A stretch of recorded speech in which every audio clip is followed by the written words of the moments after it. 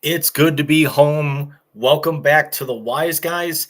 In our normal Sunday night time slot, I am one of your hosts, Jim Crinitti, aka JC Blue Note, aka Squirrely Jim for tonight, and you'll figure out why here in a few moments. But I'm going to bring in my co-host, my compatriot, my partner in crime, the chaos to my mayhem, Mike Martinez. How you doing tonight, buddy?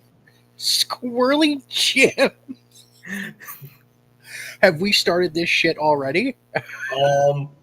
It'll make a lot more sense once with the fact of once the third period between the Jets and the Blues start up. So so now I get to choose between my children over the course of probably the next 45 minutes here on the show. Oh, James, the things we do for hockey. I follow 4 teams in the league, and 2 of them are playing against each other in the first round. Well, I told you that'd be like if the Mets and the Gardos played in the World Series. I wouldn't know what to. I mean, my first loyalty is to the Mets, obviously, but I can't lose that one. I can't lose either, but I mean, just when we actually look into the NHL playoffs later on tonight, in this first segment here, it'll make more sense as to why I think the Dallas Stars got themselves quite a bit of competition here, coming up in game 1 of whatever that matchup's going to be within, I would say probably, I want to say it's going to be Tuesday. I think that's when they play. I know, as you see, I have on, of course, the Larry Nance Jr. black alternate jersey. Which you'll probably want to change at halftime for obvious reasons tonight, but I'm not going to want to change it at halftime. They lost a game, dude. They got to get. Listen, we'll talk about that here in a few. Listen, no Darius, and the Pacers had to shoot like 80% in order to win that game. I got nothing. I'm not worried about it. But James, it has been some time, my friend, since we have conversed on the interwebs. Of course, our first round draft react show was a huge success for all of us, as we got some head scratchers, we got some what the hell is that, we got some decent moves, and it was a fun ride. Of course, the Horsemen made it an interesting evening, and lots of shit went down.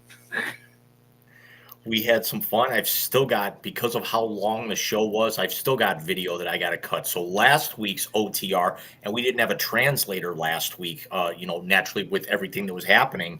I still have, a couple of things to cut, namely you and John going in stereo.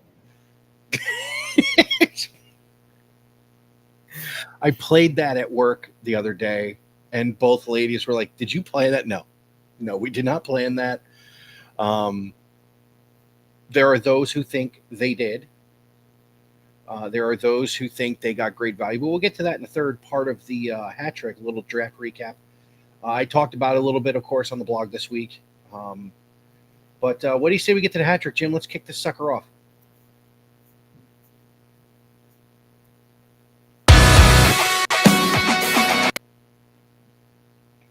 It, this layout crap is coming back again. Here we go.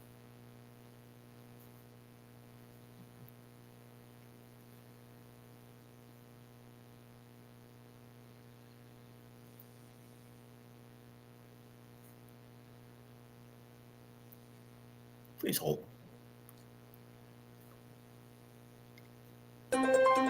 If it's being that much of a pain in the ass, we can just get to it. It's the three biggest topics in the world of sports from the last week.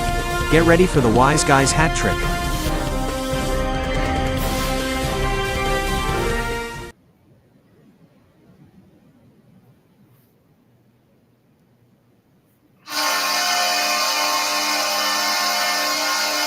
So we'll start with the one that's St. Louis or Winnipeg. What's that? Is that St. Louis or Winnipeg? That was actually Calgary, yeah, I will have the Blues and the Jets as the last two. You can bet your ass on that one. So, but Nice. Let's actually start with the one from the one game that you and I are paying attention to that did end today. And we're on to the second round of the NBA now, and the Pacers stun the Cavaliers in game one as Darius Garland does not play. He misses his third consecutive playoff game with that sprained it's not the big toe, but it's like the index toe on his left foot. Donovan Mitchell goes off in the third quarter, and then they just can't close. Which is odd with this team, because I think what people will look at the record and think, oh, they blew a lot of teams out. No, this team made a lot of fourth quarter leads stick by closing out. I got to tip my hat to Tyrese Halliburton, had a great game. Siakam also had a great game. But I will say this. The Cavaliers without Darius Garland, lost that game, but Indianapolis also had to shoot over 60% from three. And they had to shoot, I think, 58% from the field. So they were as on as you can be tonight. I don't see it, just watching them all year, I don't see that happening in game two. I think we'll go to Indianapolis tied at 1. And then this Cavaliers team, listen, if Darius is ready to play and he plays well, not a lot of teams can beat them, in my opinion. The Pacers with an 11-point lead after one and then outscore the Cavs 29-22 in the fourth quarter. Very uncharacteristic for the Cavs to really kind of get outscored by anything more than a bucket. Yeah, and the few minutes I got to watch, as I mentioned, Bobby's down with a double ear infection, so it's been an interesting weekend. I've actually napped twice this weekend. That's how interesting of a weekend it's been. But the little bit I watched, I will say this. If Vic keeps being this inconsistent on the refereeing section of this thing, this is going to be a long series. I mean, they don't call traveling anymore in the NBA. Halliburton literally jumped backwards to take a shot in Jared Allen's face. Last time I checked, from growing up and playing basketball, I didn't think you could do that. But what the hell do I know? I mean, it's not much. Gets me through the day, but it's not much. But AJ Nembhard, 23 points to lead the Pacers. Donovan, 13 of 30 from the floor, 33 points to lead all scorers. The Pacers shoot 53% from the floor and 52% from three. The Cavs only shoot 23% from three, and yet only commit 8 turnovers and lose this game by 9. In a game that, quite honestly, outside of really the opening minute, they trailed, except for about a 2-minute stretch late in the third quarter. They trailed the entire night. It was, I threw it out on Threads. It's that if Darius Garland is going to continue to miss games, you can call me whatever belligerent name you want. You can call it hyperbole. You can call me whatever you want, overreacting. I think if Garland misses game 2, and the Cavs lose again, this series is Indiana moving on in 6. Um, Because I can't not, rely on Darius Garland right now. and it's not that he's playing terrible. It's that there's an injury issue. We said this during the excuse me. At least I said it during the year. If they would have been healthy against Boston, that series isn't 5 games. I don't know if they win. Excuse me, necessarily. Dude, I got the hiccups now. This sucks. But I think it goes longer. Talk about the Knicks and the Celtics a little bit, since you're a little bit of a Celtics guy. I'm gonna hold my breath for a second so this shit stops. Well, with that series, I think we can both say that the Detroit Pistons belong because they gave the Knicks everything that they could handle, except for when the Knicks held serve in game 1 and won by 11. The remaining 5 games in that series, as the Knicks closed out in 6 in Detroit, were decided by 6 points or fewer each game. Yeah, and there was one. Was it game 4 that the NBA said a foul should have been called on a final? Correct. It was game 4 that they said. Yeah, and listen, they need to do something with these fucking refs. I mean, you cannot have stuff like that. Not this time of year. You want to do it in February for a regular season game? Fine. You cannot have a missed call and then the league say there should have been a foul called. Right. That's horrible. That's a terrible fucking look right there, dude. I am interested in OKC Denver because right now, first of all, the Clippers in Denver should have never gone that many games, but the Clippers are playing out of their mind. But now I will say this is a tested team against a young team. Of course, OKC has the number 1 seed throughout the playoffs, including the finals. And Denver's got something to prove. Russell's playing really well playing in his role. Jamal Murray has played well in this series. Aaron Gordon, of course, was it a game 2 he ended on the dunk as time expired? Yeah, it was game 2, and we also have to think about that this might be Joker's last shot to get back to the finals as it stands right now, with the way that Houston's come up, and we'll talk about that one here in a minute. But Oklahoma City is not going anywhere anytime soon. Oh, no, I'm not saying they are. I'm saying this is probably the last chance they got to beat them. Because as good as their guys in the middle have played all year, they're not the Joker. I am interested to see what happens in Houston, because could that be Steph's last hurrah? As we see right now, I think he might only have a year or 2 left, but I think, and let's get into it. They're in the first quarter right now. The game is tied 17 all. There's about 3 minutes left as that game's going on TNT right now. And I'll tell you this much: once the Blues Jets game that I have on here is over, I'm immediately flipping over to that one. But Rockets Wolves or Warriors Timberwolves is going to be a hell of a series. Is either Minnesota's going to go on the road to Houston, or Minnesota is going to have home court in that series against the Warriors.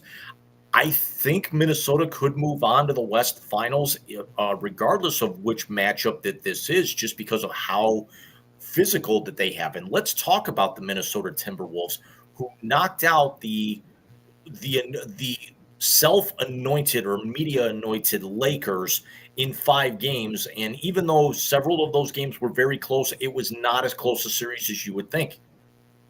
No, it wasn't. They exposed the Lakers for defensive deficiencies, which I don't know even if they had AD, if they did not make the Luka trade, would they have stood a better chance? I will say this, though. With watching and I watch the highlight packages, I don't pay attention to NBA teams outside of the Cavs. Jim, could Dallas been onto something? He's a liability on that end of the floor. An Yeah, absolute liability. somebody actually said it is LeBron is, certainly north of 40. He sprains his MCL in game 5 in that loss. Luka doesn't play. Uh, uh, God, I'm trying to remember who said it. I can't believe it might have actually even been. It wasn't. It might not have been Stephen A, but it was somebody on that panel where they said that you know, Luka doesn't play defense at all. LeBron doesn't play. LeBron doesn't really body anybody anymore. Rudy Gobert basically had his way with the Lakers anytime that he wanted to and was quite honestly the best player in the series, which is strange because Anthony Edwards is one of the top 3 players in the world. Yeah, no, I agree. This was definitely Rudy Gobert's series. You know what it reminded me of? It reminded me of the bubble championship when Dwight Howard was absolutely unconscious during the Western Conference Finals and then didn't really play it in the finals. Yeah. Just what Gobert did. What was he at, a 27 and 25 game? Yep. I mean, unreal. Unfucking real. I think Minnesota's got a better shot if Houston wins because I don't think they can play with the size. Choking him out notwithstanding, I think we've all seen Draymond can play defense against Rudy Gobert. I tell you this much: Draymond against Gobert or Dylan Brooks against Gobert is going to be very, very interesting. Yeah, I think Draymond against Gobert is going to be the less tilted matchup. What I'm interested in is can Ant play enough defense to keep Steph and or Jimmy Butler under wraps? Yeah, but that's changing of the guard right there. That's the next great guard in the league against 2 guys that are basically grasping at straws to extend their career right now. Question still stands though. Ant's great on offense. Can he play defense? And this is where it comes in. We learned this one the hard way in 2015 when Delhi had to go to the hospital because of the off-ball movement. Steph is still doing the off-ball movement. Steve Kerr is still running the same offenses when Steph and Clay were there that he's doing with Steph and Jimmy. The only difference is Jimmy can't knock down a 3 like Clay can. Can Ant keep his energy level up enough to be the scoring dynamo he has to be and play the defense that's going to be required to beat that team? I think it really comes down to the fact that Ant is 25 years old and then Butler's 35 and Steph's 36. I don't disagree. But again, the question stands. Does Ant have enough to do it on both ends of the floor for 35, 38 minutes a night? I think he's certainly more than capable, and the other aspect is that when you look at the Warriors, Draymond is older than both of them, and really maybe Jonathan Kuminga is about all that they have, but you know with Ant, he can rely on old man Mike Conley for a bucket when he needs to, but he's also got that safety blanket in Gobert that Steph doesn't. That's very true. That's very true. And they look to be. It's going to be interesting. It's going to be very, very interesting. This is starting to look. The Timber Puppies are starting to look like the team that we all thought was going to run over Dallas in the West Finals last year. They are starting to come to form. Even, yes, it was exposing the Lakers for what they are. And I love the line that Kendrick Perkins actually even said, and I can't believe I'm agreeing with anything that came out of his mouth, but it's like the Lakers' biggest concern right now is not whether or not that Giannis could sign there. It's the fact that Luka Doncic needs to get his ass in the weight room because he's a 26-year-old who has the body of a 40-year-old. Yes. I got to say this, though. You can't be arguably the best all-around player in the game and not have that type of physique where they were just out of gas and run down from about game 2 on in that series. Whereas I'm watching the Blues game right now, and one of the Sutter brothers is for the Blues is 37 years old and just outraced a guy 10 years younger than him for an icing call. You can't be 26 years old and be gassed up and down the floor like that. I don't care what you're able to shoot. You've got to have the ability to be at a high level that late in the game when the games get shorter and the benches get tighter. Yeah, no, you're absolutely right. You're absolutely right. So interesting. Let's see where the two conferences land. I am very interested to see either how badly the Celtics beat the piss out of the Knicks or how badly the Celtics fall on their face. They had a lot of time off. Yeah. I mean, that could be the more interesting of the series. I think the Wolves against whomever is going to be probably the most entertaining because a lot of people think that Cavs Pacers is kind of a foregone at this point. If the Cavs are completely healthy, then they still win this series. It's certainly not a sweep now. It may not be over in 5. It may push to 6, possibly 7. But do we honestly think that right now, with the way that they're playing, that the Nuggets are going to be able to turn back the clock, to their championship year, and then also and then be able to upend the best team in basketball this year, who weren't challenged and basically got a 4-game walkover? That could be where Denver can take advantage of this.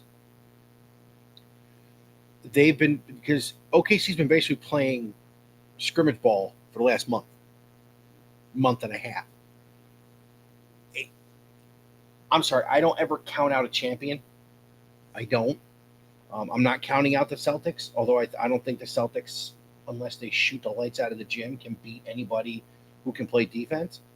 But I think with OKC, this is an untested team. This is a young team who's never been there, going up against a core that has a ring from 2 years ago?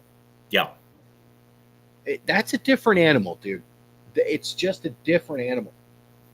I think the OKC Denver series is going to be more competitive than a lot of people think it's going to be. And I would venture to guess that the Cavs and Pacers are going to go 7, to be very honest with you.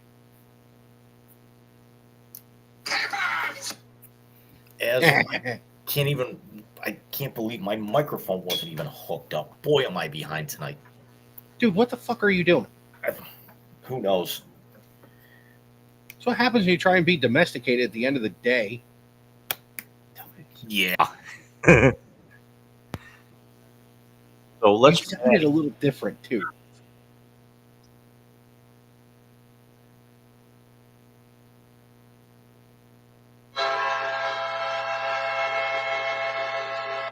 we go Which from one was that one? hardwood to the ice.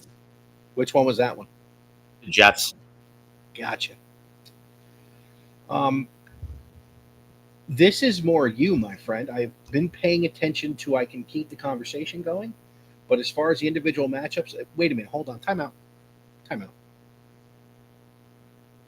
Round 2, and I see TOR in there.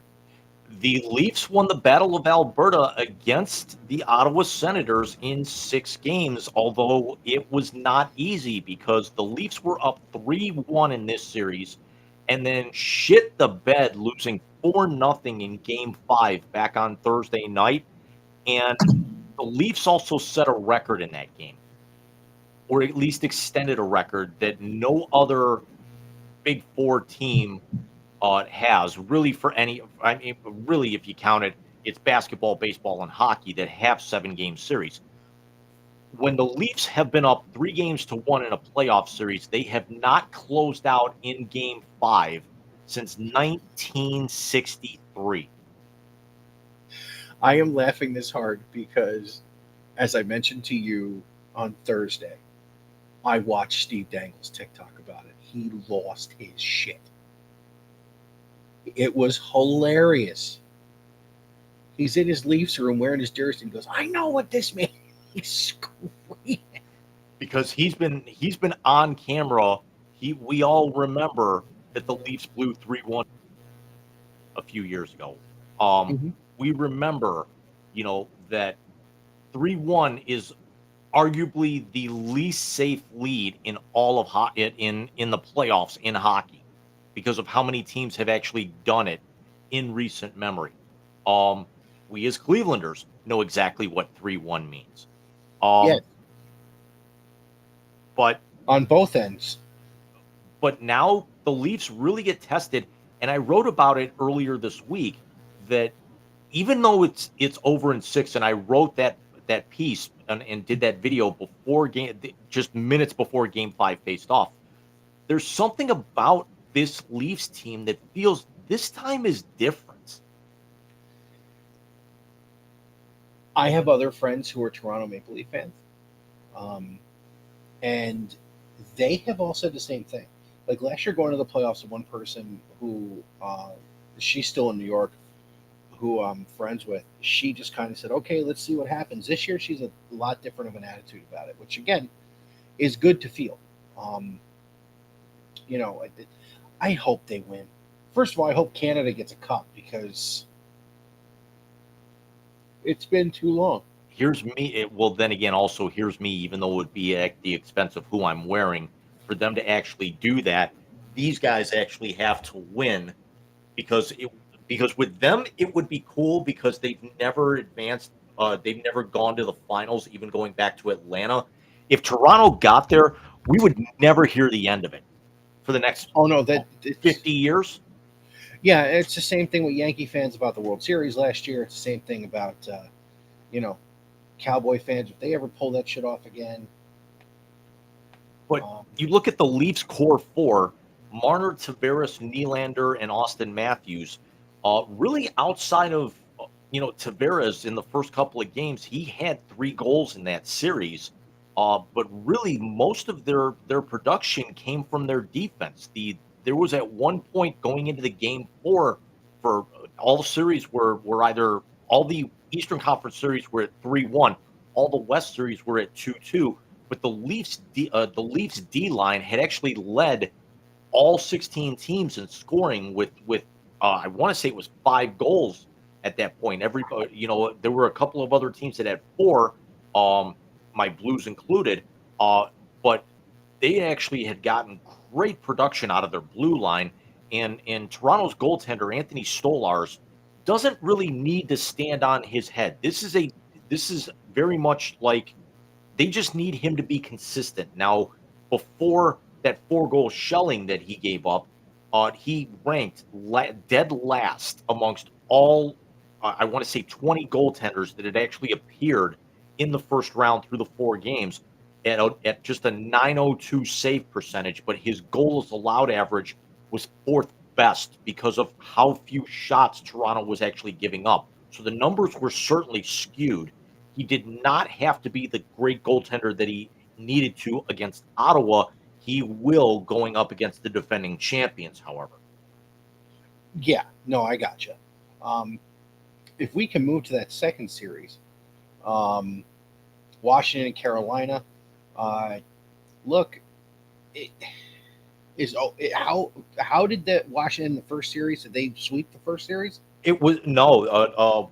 Washington went out and won in 5, but it was also kind of historic because the last time that the Washington Cat prior to um, them winning on Wednesday, the last time that the Capitals had won a playoff series was when they hoisted Lord Stanley in June of 2018. No, I remember you saying that. They had made the playoffs all but one of those years, but had not won a playoff series. They were consistently first round chokers. Oh, hey, real quick, just hopping back to topic one. I don't know if you saw Donovan Mitchell set a record tonight. He has now scored 30 or more points in game one of a series, in the most in a row.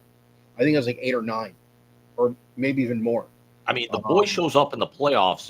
But I mean, Yeah, quite but honestly, he broke Michael's record. He needs help in his backcourt to be able to stay consistent at that point. But that's neither here Yeah. nor there. Yeah, Ty Jerome's being wasted in the starting line. But anyways, moving on. Sorry, that just squirrel. Uh, my fault. Vegas and Edmonton. This is, I think, in my opinion, the most interesting series because you have the Golden Knights, 2 years removed from a cup. Correct. You have Edmonton and Connor McDavid looking for his first. And Leon Draisaitl, who got nominated for the Hart earlier this week.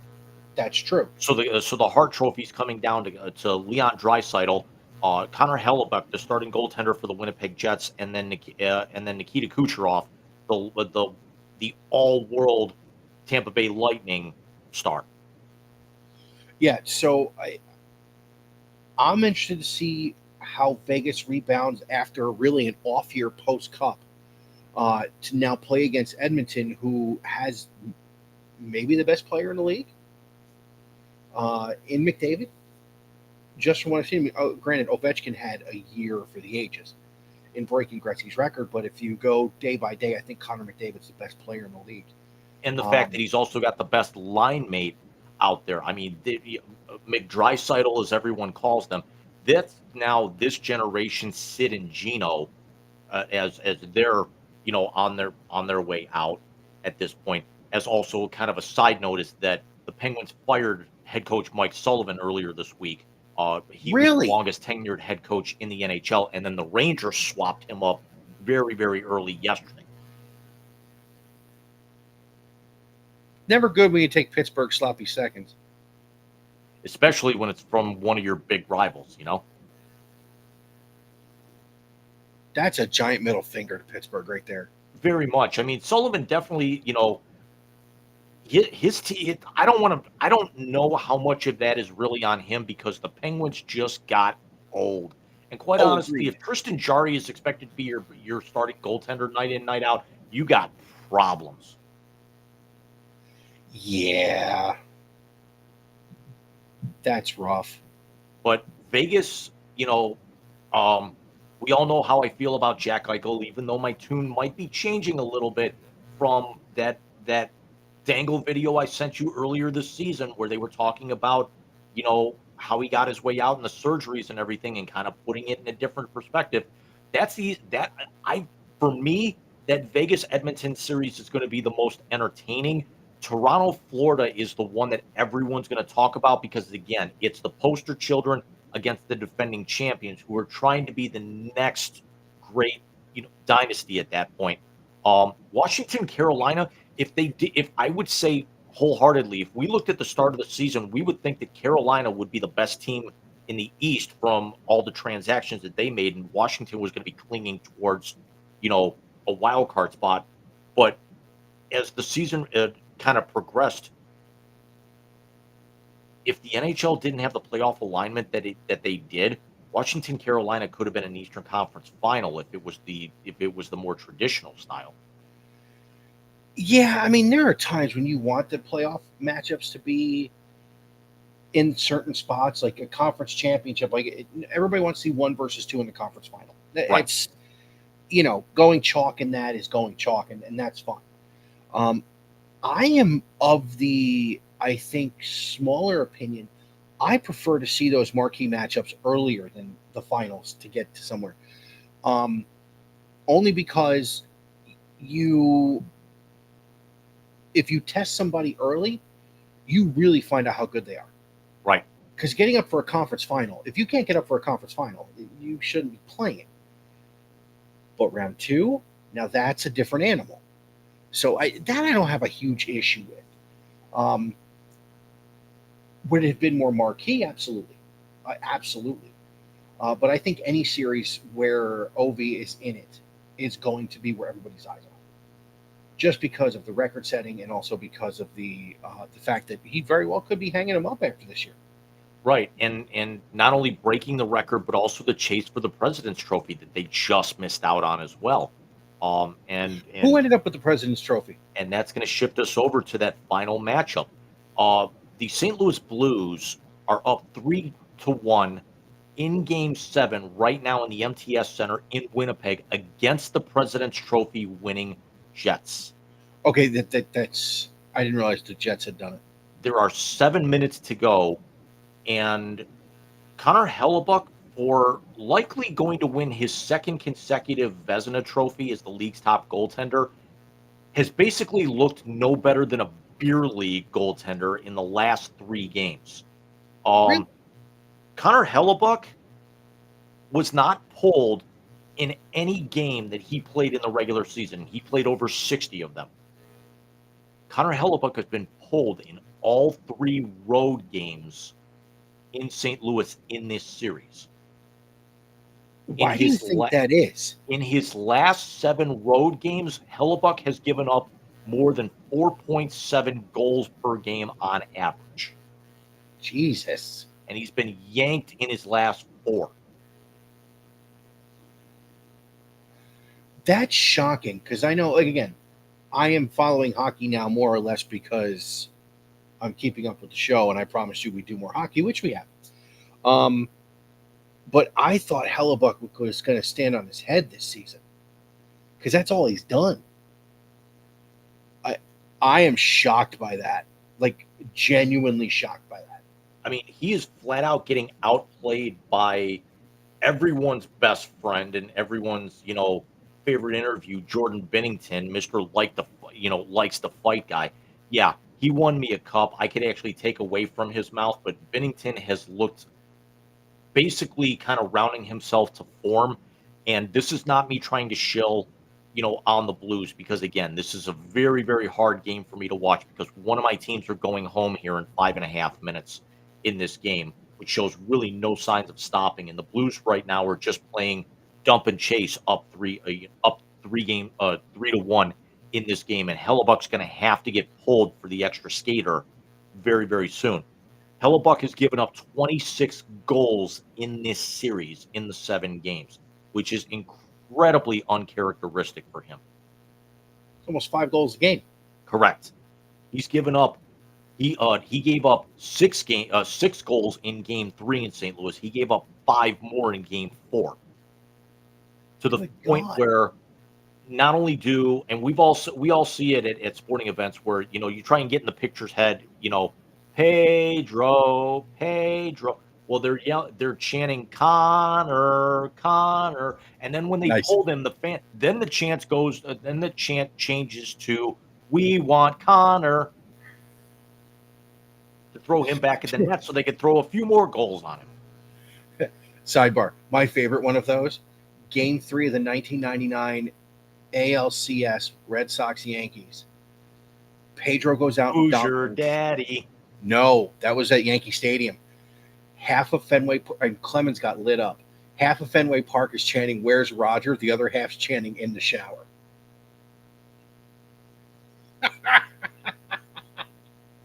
I hate that bastard. That's great. Right? Oh, my God. But as much as we actually talk about that the Jets right now, unless they turn something around, they get a goal quick here, like within the next minute, because to be able to have their goaltender pulled, and this is also the Blues are 4 minutes and 10 seconds now as the puck is frozen for an icing. If the Blues win, that'll be 5 consecutive Game 7s that the Blues have won, which is ironic considering the last time the Blues won a Game 7 was when they hosted the Cup back in 2019. Their coach, Craig Berube, just guided his 3rd consecutive team to a first-round win with the Leafs. The Blues' current coach, Jim Montgomery, was the head coach of the last time they won a Game 7 when he was the coach of the Boston Bruins in that 2019 final. You have all sorts of things just intertwining for these guys to win another one this year. It's and here's the hilarity is that they beat Winnipeg in round 1, even though they beat them in 6 games in 2019, but they won Game 6 on the road. Their second round matchup would be against the Dallas Stars as we get ready to close out this segment. So the winner of this game will be traveling to Dallas on Tuesday night for Game 1, as the Stars dispatched the Colorado Avalanche in 7 games in one of the best third periods you'll ever see. Yeah, I had read that they had one of those epic duels to get to finish the series. Jim, if you were to handicap it moving forward, which team has the most favorable matchup and which one to get to the conference finals, and which one do you think can pull off an upset? As much as it's going to break my heart to say this, I think the more favorable matchup is going to be Dallas against whoever with this, because they've actually now seen Dallas as great as St. Louis offense has been in this series. Dallas is even better with Jason Robertson, namely as an all-world player. The Benz, but I think Dallas could be a little bit more physical because St. Louis has bodied Winnipeg dramatically in the series. If the as the Blues move through here, I think Dallas has always kind of had Jordan Binnington's number a little bit. Let's actually see what it looks like, because the last time they played again was that 2019 double overtime Pat Maroon goal in Game 7. As now you're actually starting to see fans very crestfallen and borderline crying here in the MTS Center, which sucks. Because you would, you know, as Hellebuck is now on the bench for the sixth attacker with 3:14 left to go. But I think it's also the coaching matchup there. As great as Jim Montgomery is, Peter DeBoer just doesn't lose. I told you this stat earlier. Peter DeBoer has extended his own record in Big Fours, that Peter DeBoer does not lose Game 7s. Peter DeBoer, the head coach of the Dallas Stars, has never lost a Game 7. And you might say, okay, he's done it 2-3 times. Peter DeBoer, when that clock hits 0 on Friday night, is now 9-0 in Game 7s in his career, What? coaching the Stars, the Knights, the Sharks, and the Devils. 9-0. I knew I recognized that name. DeBoer was their Marty Bordeaux's last cup, wasn't he? Correct. Okay. They lost in the finals to the Kings that year. Yep. The Kings beat both New York area teams. Well, 2 of the 3. Yeah, they beat. It was the Devils in 2012 and the Rangers in 14. Okay. Unreal. First of all, I remember we did our joint preview. It doesn't seem like it was that long ago, and here we are talking about the second round of the playoffs for both leagues right now. I don't. That Toronto Florida series could be a coin flip, because they were kind of neck and neck for a little while, down the stretch in the playoffs.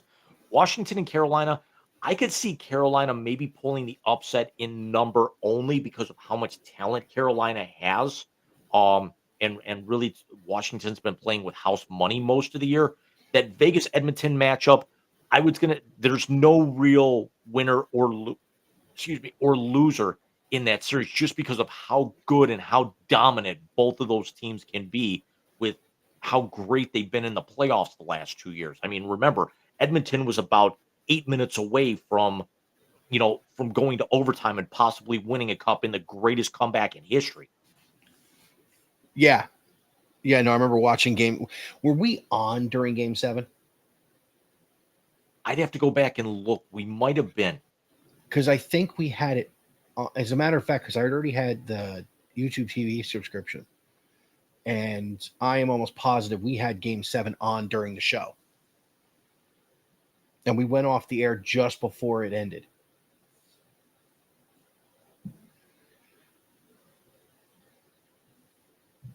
Are we going to be to the end of one of these series by next Sunday, or are we looking? I really, well, then again, if you figure if Game 1 on most of these series, I mean, there's a couple of Game 1s that are starting tomorrow, but I really don't see it. I think with the scheduling that with the NBA, they're giving them like 2 days off in between each game. The NHL, they're trying to actually prolong this out, because you notice typically, both of these series, both of these sports, they really don't stagger as well. We've come to the end of round 1 of the NBA on the same night that we're ending round 1 in the NHL.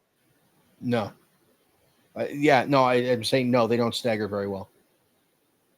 I mean, because typically you got one finishing maybe a week, sometimes even 10 days before the other. But I mean, kind of good on both of them for,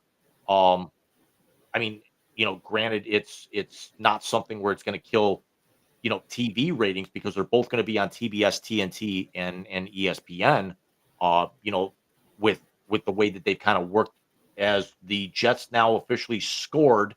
It's now 3-2 with a minute 55 to go. And Hellebuck's going to stay on the bench as they look for the equalizer. I believe Oh boy, here we go. was that Kyle Connor?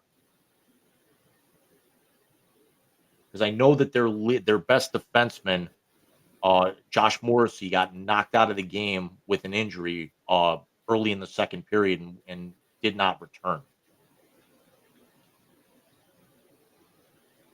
The injuries this time of year are a joke. Yeah. Might have been Lowry. Might have been Tipped. Nope, it was Mason Appleton, which is a really good name. But I will say the Blues probably have the best name in the playoffs of Jimmy Snoogerud. That's beautiful. Who's a 22-year-old rookie phenom from the University of Minnesota. Nope, it was Vlad Nemestikov. I knew that. I was thinking 9, not 7. So Hellebuck back in net for the faceoff, and then once the Jets gain the zone, he will go to the bench again, as we are now down to a minute 51 left in the third period. And now, yes, Hellebuck is now officially on the bench, and the Blues have control. Hellebuck stays in because the Blues gain control, so now they're waiting on him to come back off.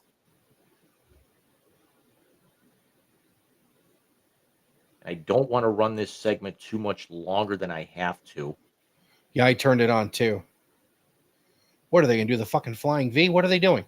It's, they kind of actually waited for him to come off so this way they can get the sixth attacker into the play for the rush.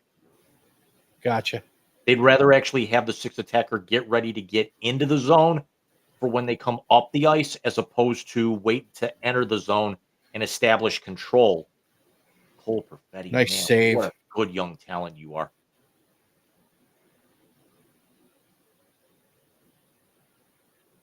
Hello. Oh, the blonde?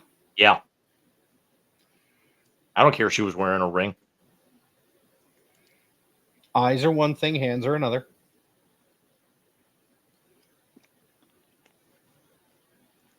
She was a president. She'd be Abraham Lincoln. Don't give too much away. I didn't say anything. Just don't. Because ironically enough, Tia Carrere was on the Rich Eisen show earlier this week. Did you see the picture of her in the freaking red dress? That she still owns? Bro. That's all I gotta say. Bro. She looked better she's in 58 years old, dude.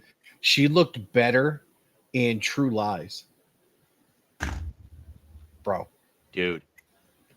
It's like, because talk about a movie that actually spans, generations and everything with who watched it, is that all of our parents when we were watching it, or at least our dads, were like, oh, Jamie Lee Curtis. It's like, dude, Tia Carrere, because she had just come off of Wayne's World.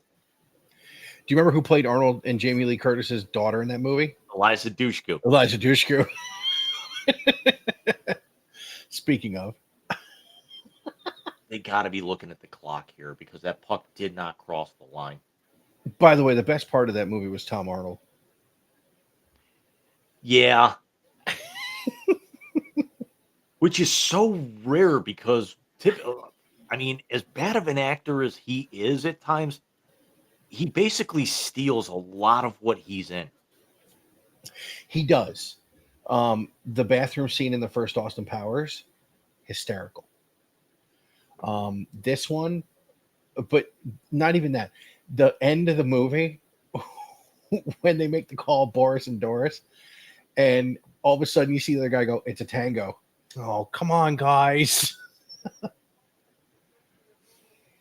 I knew that they were actually looking at to see if it crossed the line. It never did. I don't know what took them that long. I thought if they were going to look at it that long, they were going to actually say it was going to be a clock issue. But this puck never crossed.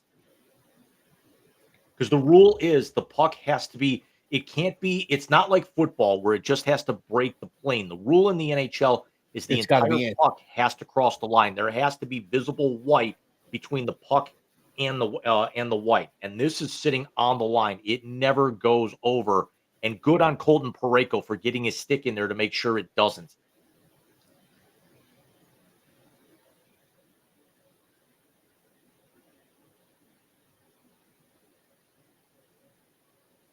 As we watch Yeah, the last. on the Blues right now, I just fire it down to the other end and just keep taking icing after icing after icing. Yeah, because if you hit it just right, it's going to go in. It could, but I mean, at that particular point, you're basically you're battling.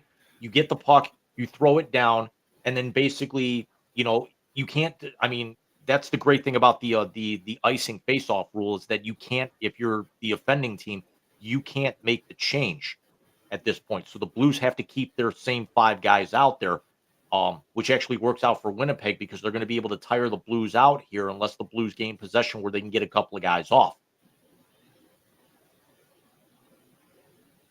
Yep, and that's going to be another icing. So, but again, it runs 6 seconds off the clock. Yeah, he was taking a shot at it. Yep. So let's get to part 3 while we're still paying attention tonight. Squirrely Jim.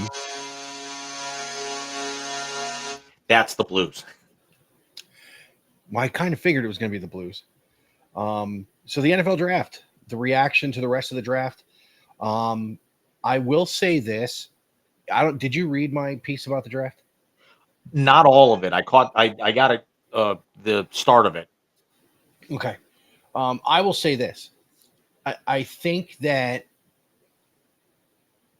all the teams that we pay attention to, be it the Browns, be it the teams that the Browns play against, I want to say the AFC North had a very, very good draft when it came to the needs that each team had. Again, I'm not a Shador fan, but if he turns into what people say he could be and he was a 5th-round pick, the Browns just came out so far ahead of the game, it's not even funny. I completely agree. As the Jets just scored with 1.6 seconds left and we're going to overtime. Wow. Perfetti on the doorstep. Wow. The MTS Center may literally blow the roof off and they might be out in the concourse in a minute. Did you see the concourse, dude? Yeah. Because people forget when you see sports teams talk about the whiteout, that originated with the original Jets back in the back in the 70s. Yeah, no, agreed. So I mean, if you talk about the AFC, let's just stick to the AFC North for now, because there are teams that could have done far worse than they did. If you talk about the AFC North, you're talking the Cleveland Browns went out and got help from Myles Garrett on the defensive line. They go and get 2 quarterbacks that honestly, one we know is not going to be a starter. We know Dylan Gabriel is not going to be a starter. The other guy has a chance. Who else they taken? I mean, that they took couple other players. They got the linebacker help they needed with JOK having the injury. So let's talk about it, because arguably I think you and I can both agree that a lot of media outlets gave the Browns an A, or even Kuiper gave them an A+ rating.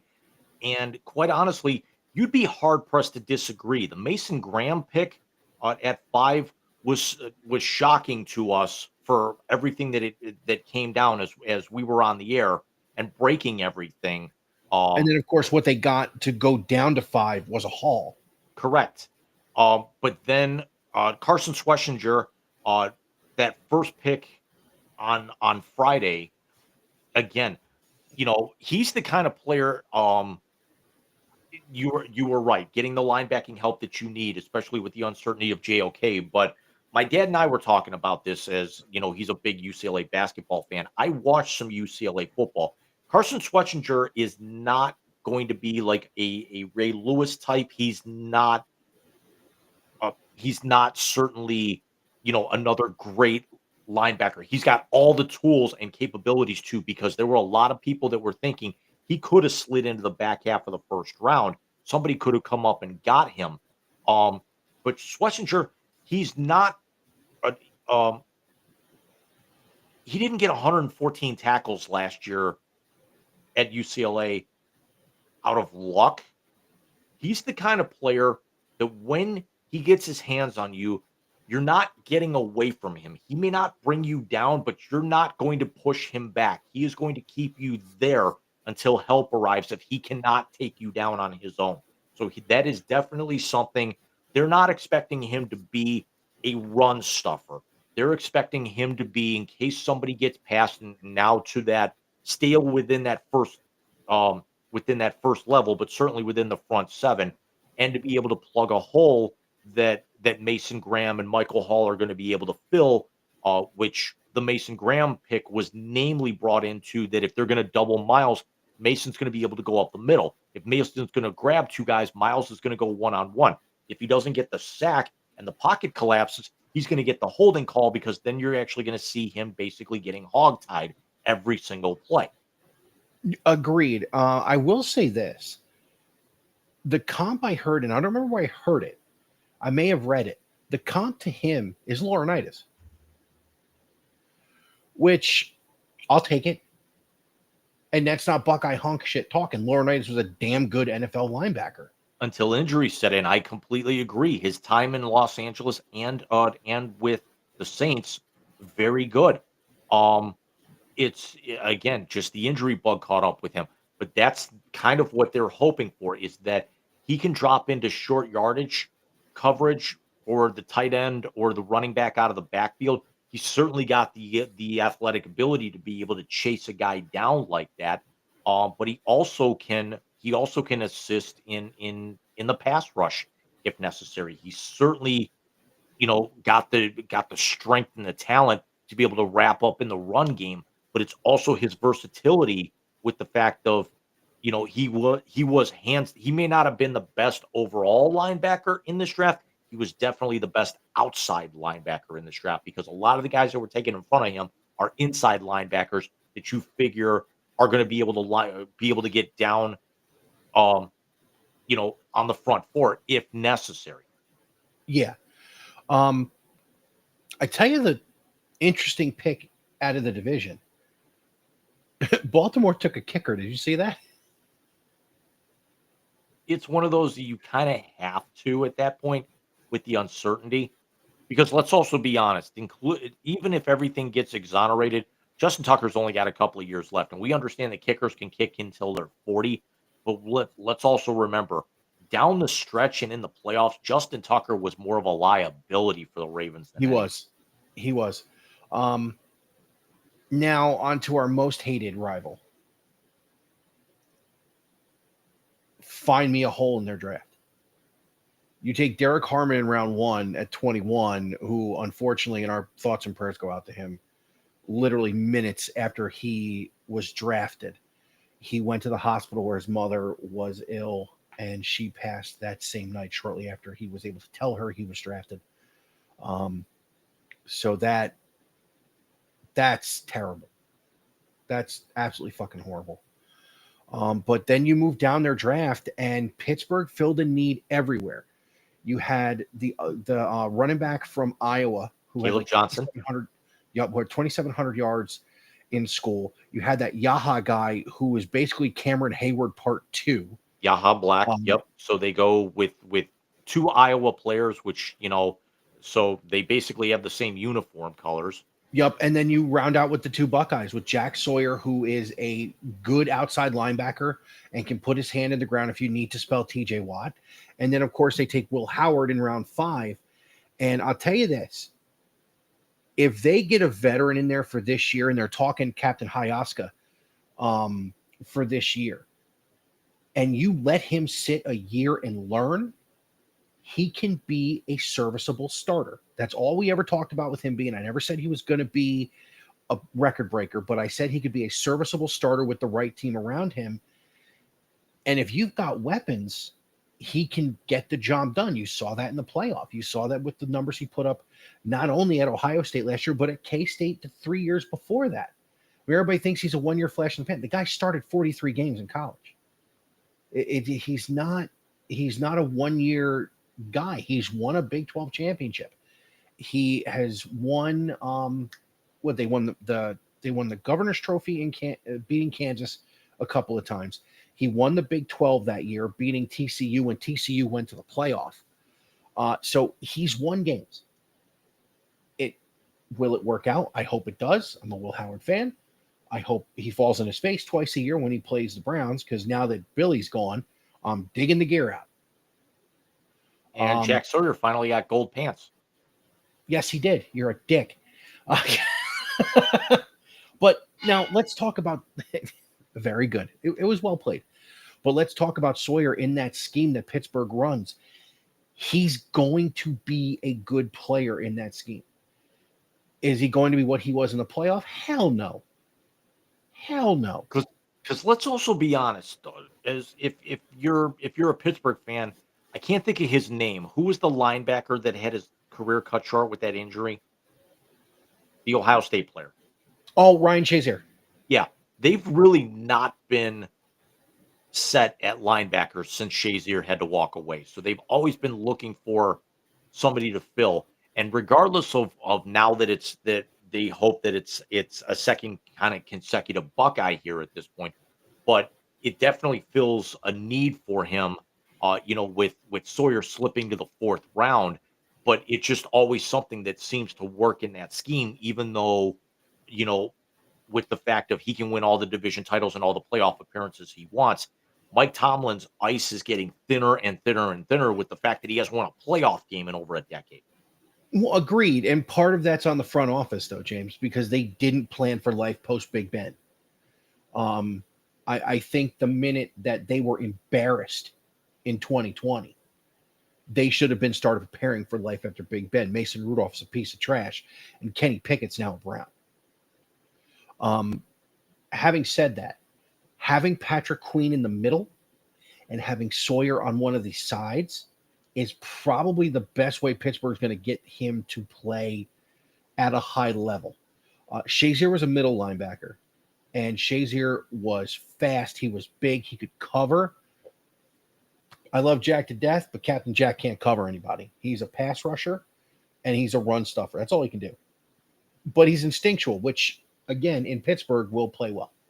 And we talk about Cincinnati. Really, Cincinnati did not have the jump off the page kind of draft on paper that you would think.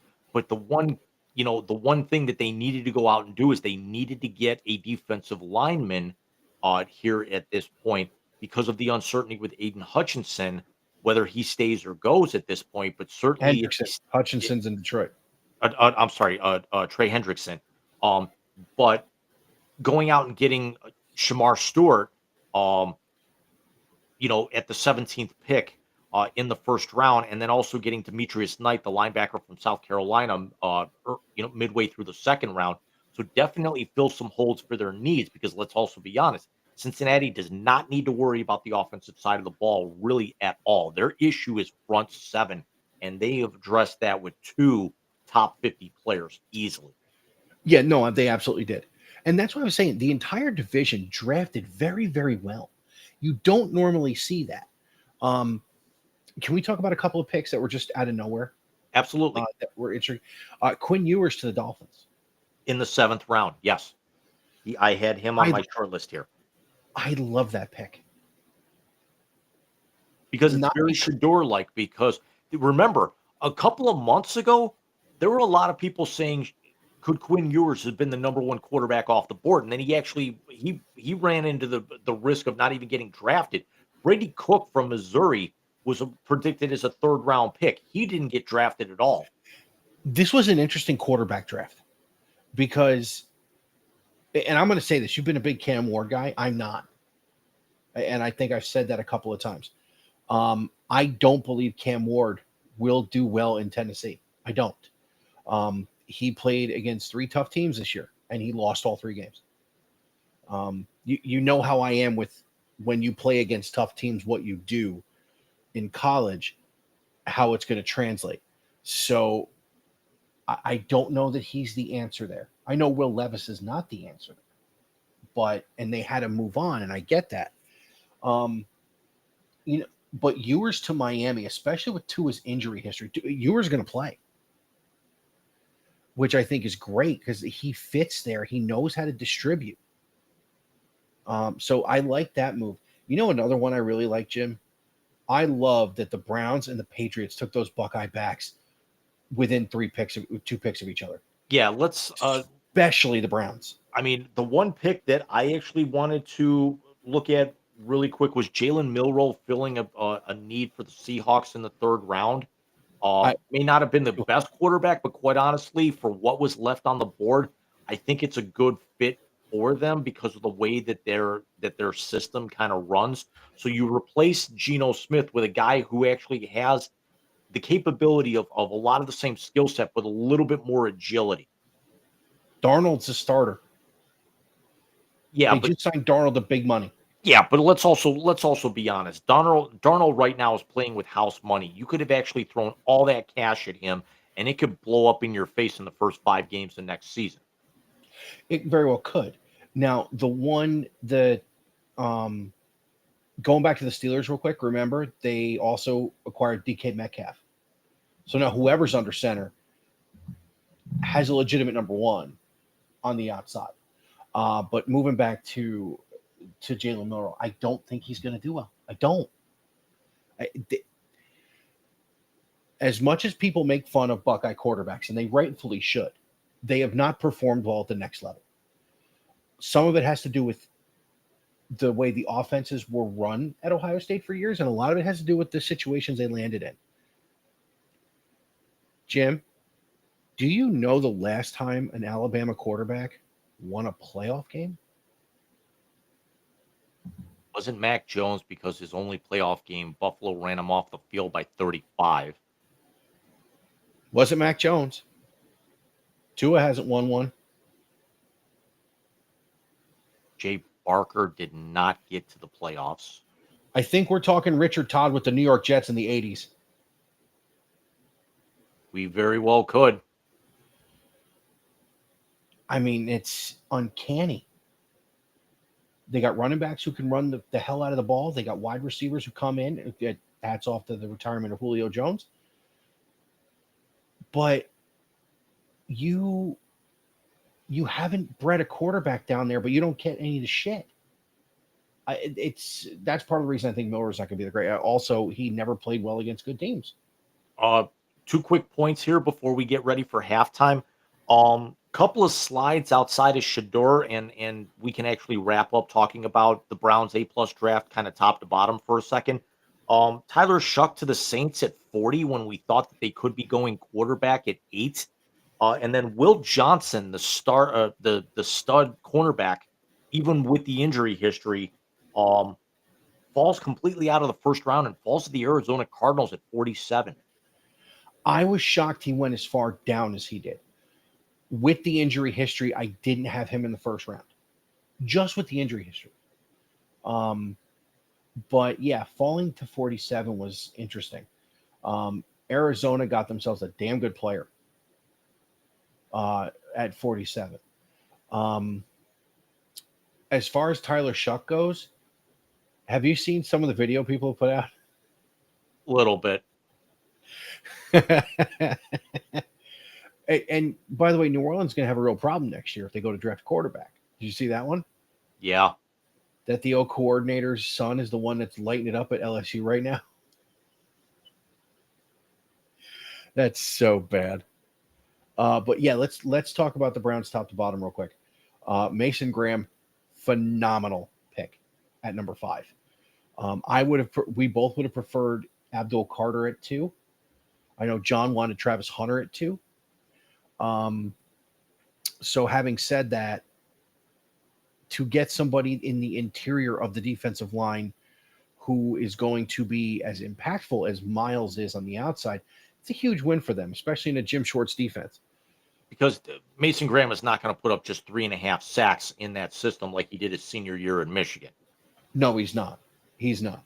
Because he also doesn't have the best player, the best front 7 player in football at Michigan. He does now. He does, but he wasn't brought in to rush the passer, remember. He was brought in because this is a team that gave up 22 rushing touchdowns. And also had the second worst run defense in the NFL last year. Exactly. Then going and getting the linebacker at 33, great pick. Schlesinger. Yep. Schlesinger. I love Quinshon Judkins. And again, Buckeye honk notwithstanding, I would have preferred for this offense Travion Henderson. But the argument I think here is that they were looking for a guy who could go between the tackles, and I think that's Henderson. I'm sorry, that's Judkins a little bit more than Henderson. Absolutely. Because at this point now, if you slide down in their draft a little bit more, the Dylan Sampson running back pick in the 4th round out of Tennessee, and I'm sorry, it's this draft just reeked of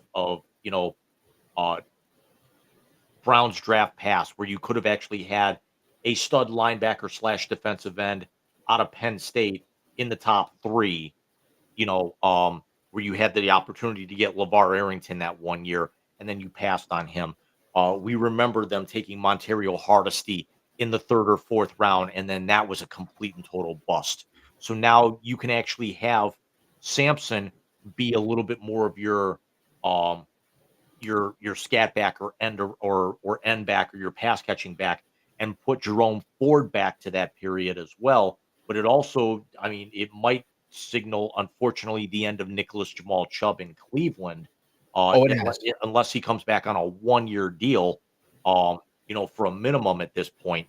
But Judkins is definitely going to be the up the middle running back of the future. I don't think he'll be like the Kareem Hunt type back, but he could definitely be more of your feature back, which is why I liked him a little bit more than Travion Henderson, to be honest. Now, where I liked Henderson more was he helped also fill a deficiency. He is the best pass blocking back in the draft. And let's be honest, the Browns' offensive line is old and hasn't played well. So as much as you love Judkins, as much as you love the other guy from Tennessee, you had a guy who helped with pass blocking for one of the most efficient passing offenses in college. And he did it all 4 years. He was doing this as a freshman. So that's why I liked Henderson a little more there. You couldn't go wrong with either one, to be honest with you. But who was the next pick? Dylan Gabriel. Yeah. I got fucking idea. The difference is, and that was the next pick, is after Judkins, very early on day 3, you get the tight end Harold Fannin Jr. from Bowling Green. Fannin led all of Division I in receptions last year with 117, and he also had 1,555 receiving yards.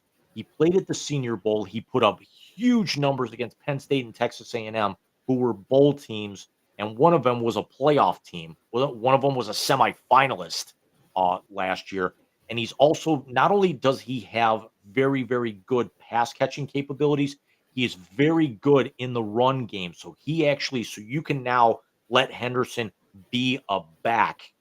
I'm sorry, you can let Judkins be a back. And then Fannin now can actually step in and be that extra pass blocking and run blocking tight end, in addition to being that 4th or 5th receiver option for whoever the quarterback may be. I thought this, as much as we talked about how great the Mason Graham pick was, how great I think the Schlesinger pick is going to be at linebacker, I think the Fanning pick is going to be the best pick that they made in this draft. It very well could be. And then, Gabriel, I don't know. I look, this reeks of the Dylan Gabriel pick. Teaching Shedeur a lesson, 1, and 2, not knowing who the best available on the board was. This makes no sense. Jim, you cannot. He's Tua without the head injuries. Mike, he was a Heisman finalist last year. So was Danny Werfel. Dude, cheap shot. Am I wrong? Okay, here, I'll make it even better for you. So was Gino Torretta. Yeah, and I was a Miami fan back then too. This is my point. Dylan Gabriel was a Heisman finalist on a team that, quite honestly, got lucky two or three times during the season, and then when got exposed in the playoff. You know how many times they sacked him in the Rose Bowl? Don't know because I didn't watch 8. or care. Well, yeah, no, that's because you're you and I'm me. Um, he's not honestly, the best quarterback they could have drafted with an offensive line the way they have it is Shador, because it's basically like he's playing it in Colorado still. Now Hellebuck wants to show up and be the all Vesna goaltender that he can be. I just saw that. He was a good what? He had to be a good 3-4 feet outside the. Yeah, he was a good 2-3 feet outside the paint. Yeah, he cut that angle on him really well. Good analogy. It's especially with a guy like Kyrou, he's got to step out and challenge. You can't give him a chance to take a pick of where he's going to go. Especially when Kyrou put up 30 goals this year. Yeah, because he stays back. He goes top shelf. He goes any further out, he's going 5-hole, and that's the ball game. Right. Although the Blues See, have had the majority of the offensive chances here, but could this be one of the things where the team who's doing the killing gets killed for all these chances that the Blues are getting right now? Well, the sheer fact that Winnipeg's got 33 shots on goal to 21 by St. Louis says everything it needs to say. I mean, in the last game where Hellebuck got rocked, he had actually I want to say the Blues scored on I think by the time he got pulled, I think the Blues only had like 12 shots and it scored on like 5 of them. That's insane. Yeah. So let's talk about Mr. Sanders real quick before we get into in-day halftime. I did not want him at 2. I did not want him at 5. My whole point with him was the narrative. And how very quickly a lot of people forget. They're like, oh, he's bringing his daddy with him. His daddy's the head coach of a FBS program. He's not going with him. This is not what Archie Manning did in 2003 or 4, whenever the hell Eli was drafted, and said to a team, well, he's just not coming. The tweet that people are talking about I like what Cleveland's done, but I still wouldn't go there. Do you know when that was actually sent out? The Baker draft. Look, did the kid blow interviews? Absolutely. Oh, without a doubt. Now, having said that, the interview that's getting him the most flack is a Giants one. They are the bigger portion of the New York football shit show, and everybody fucking knows it. So I'm sorry, no disrespect to the guy you like that's the head coach there. You handed your division rival another fucking Super Bowl. You couldn't coach your way out of a paper bag, and your front office is dog shit. Don't act like you deserve anything you get from anybody. Should he have handled it that way? Absolutely not. 100%. I'm going to say this, though. If he pulls this off, like some people believe he can, Andrew Berry's a fucking genius. And if it blows up in their face, guess what? It don't matter. I think he's going to be serviceable. I don't think he's going to be as terrible as people think he is. When you play with the worst offensive line ever, it's going to impact you. And worst case scenario is you wasted a 5th round pick, but you get a second number 1 next year. Exactly. Which is going to be a better quarterback class. And let me say this. I think the number 1 quarterback in that class isn't going to come out. Dylan Raiola? No, Raiola can't. He was a true freshman. Your top 2 picks in 27, or your top 3 picks in 27 are going to be just Jeremiah Smith, Dylan Raiola, and possibly Julian Sayin, the guy who's taken over for Howard in Columbus if he stays 2 years. No, I think Arch is going to play. I think Arch is going to stay. So very, very quick before we go to halftime, who do you think is the number one quarterback off the board next year? Next year,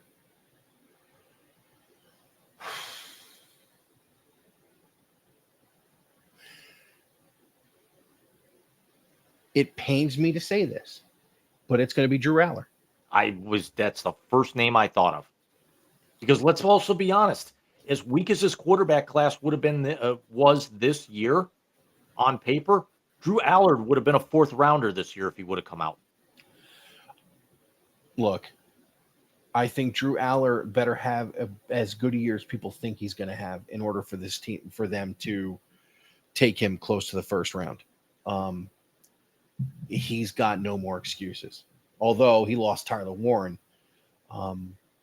Yeah, but Shador actually put up, good numbers on a shit team that, let's also be honest, because of how muddled up the Big 12 was, that's the only reason that they were, still in the conversation for the conference title with 2 weeks to go. Didn't do all that great in their bowl game. It was talked about in the top 10 and then slid to the fifth round.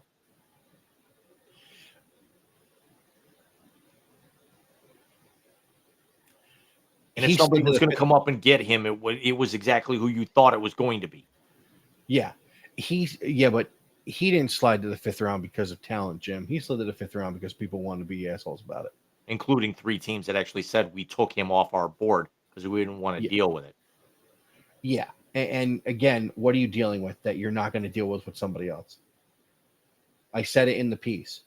If his last name isn't Sanders with those numbers and that offensive line, he's a first-round pick.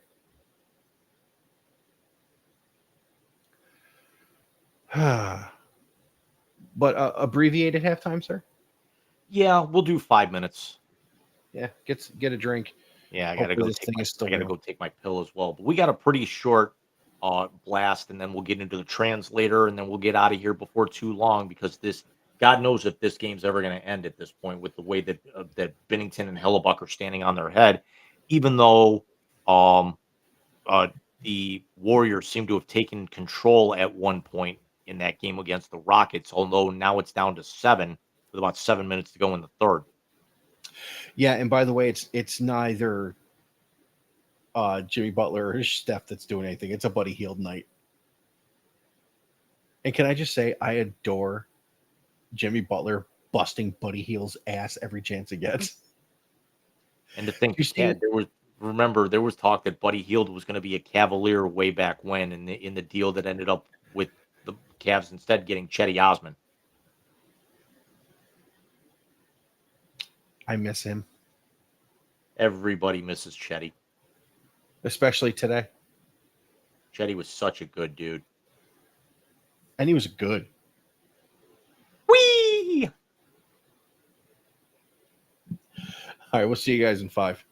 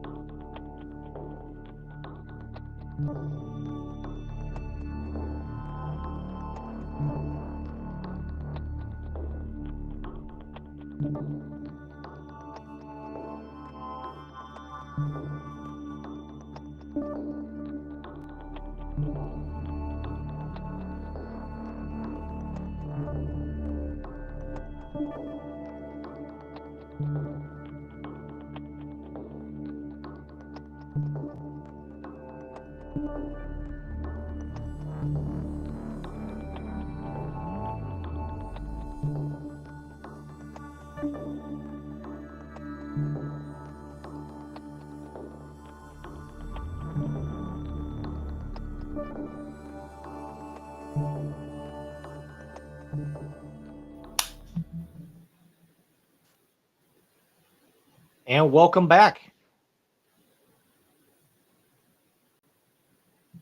As we're now midway through the overtime period between the Blues and Jets, still 3-3, as they did the mandatory ice surfacing, which is required uh, midway through all periods in the playoffs in the NHL, which is a good move, regardless of whether there's icing or not.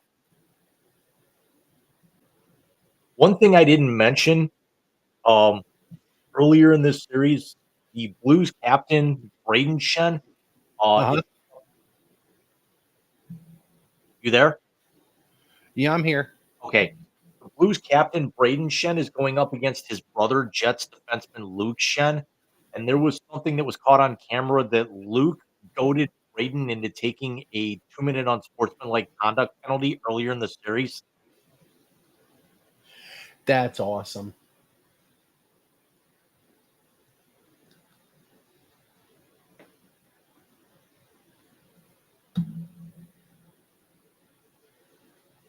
I'm trying to get the damn earbuds to connect.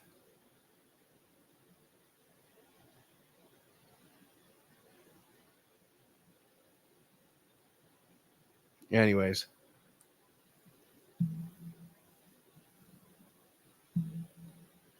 I don't know. Well, let's jump into the blast, my friend. Let's see if we can get out of here in the next few minutes, next little bit. Hey, in case you haven't noticed, and judging by the attendance, you haven't.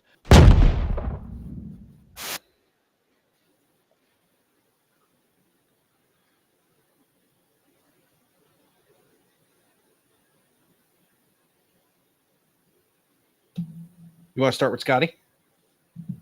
So earlier today at the legendary Byron Nelson Classic, world number one, Scotty Scheffler, who's ranked somehow, someway, I think it's only because Rory won the Masters and he's number one in FedEx Cup points.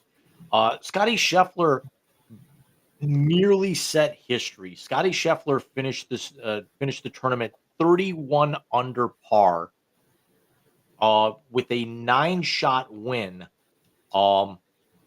And tied the PGA record for the lowest 72 hole count, which Justin Thomas also has a share of, dating back to 1983.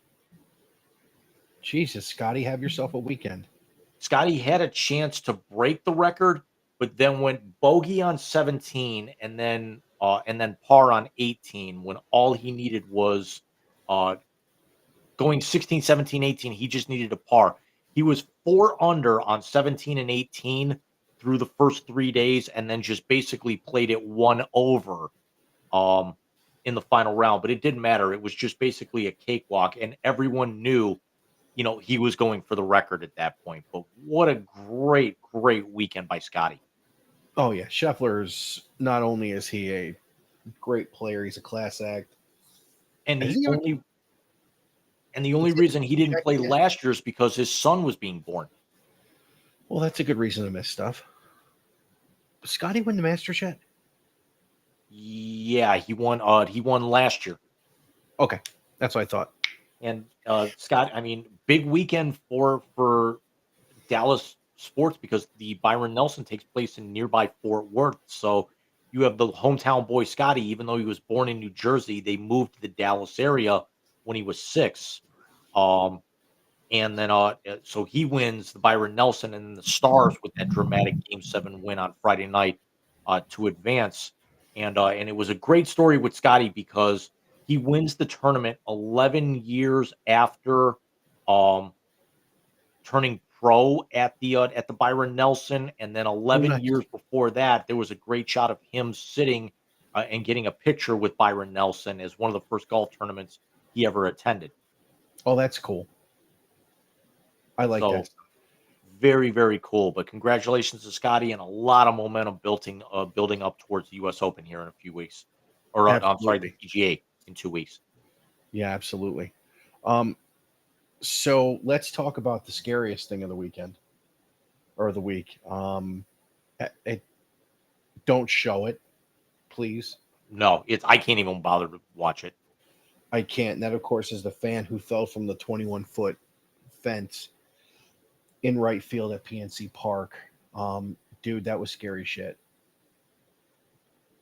And now they're investigating because even though the fan's only 20, it was reported that he did consume a couple of alcoholic drinks, even though he didn't pay for them. So now they're actually looking into the credit cards of some of the credit card receipts of some of the people that were in that vicinity, because apparently he slipped off the rail.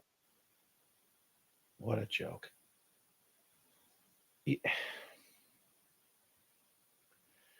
There aren't many people in the world who didn't try alcohol before they were 21. There aren't many of us who basically, like, when your dad or your grandfather or whoever says, hey, go throw this beer can away, you're going in the kitchen and, trying to sneak whatever drop is left in the end, just so this way you can get a taste of it. Hell yeah. Or sneak a sip when you actually open it and get it out of their fridge to bring it to them in another room. Exactly. But at a sporting event where you can get hurt, that's the stupid is strong with the world, James. I think we've learned that over the last 104 days. Now the individual is actually now reported as alert, and he is able to speak. He does have a very long road ahead of him because of the injuries that he sustained in the fall. Um, he was in he's still listed in critical condition, but he's definitely been upgraded. Well, that's good. Great save, Benner. Yeah, I just saw that.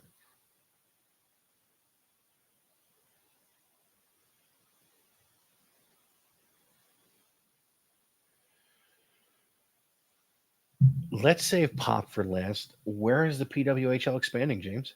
So for having the core 6 teams, their original 6, kind of all kind of bunched up uh, east of the Mississippi, the PWHL.